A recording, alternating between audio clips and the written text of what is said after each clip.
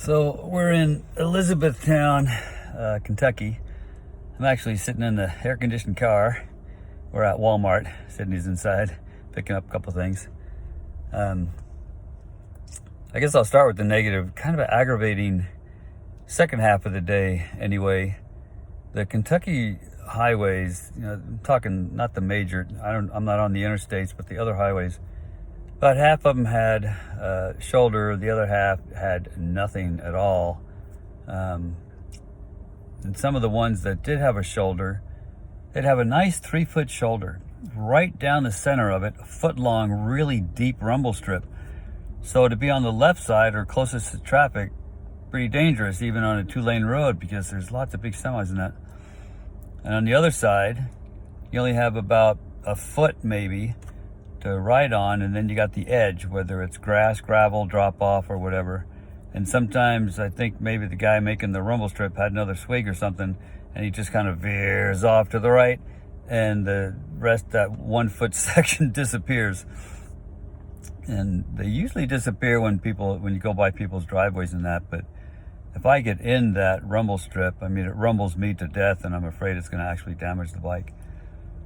So the drivers in Kentucky, and I know they're probably not all from Kentucky, but I'm telling you, there were just more drivers today than usual, and there aren't usually that many, that just too close to me. They refuse to slow down, even though they could slow down. And more often than not, like this, they're red trucks, big red truck pulling this big fancy red boat. Couldn't bother to slow down, and he just squeezed by me. These black pickup trucks with the double wheels in the back and no muffler, so they sound like a semi. And they come barreling by, and they couldn't slow down just a little bit for me, 5-10 miles an hour. They don't move over when they really can.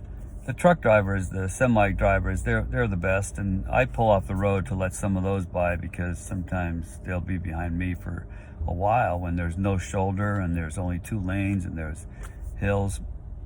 So I try to be courteous to them too, but a little aggravating. And then, the last 20-30 miles of every day is a little harder than the first 50, 60, or 70. Not that hot, but had a headwind, gusting once in a while. So that was a little bit aggravating, of course, when you're trying to get somewhere and you're sore and you want the day to be done. A couple of interesting things today.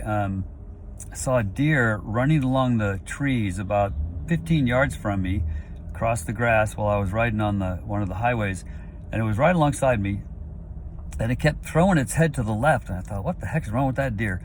And I noticed it was a young buck, and the right antler was broken, so that was kind of flopped down over his eye.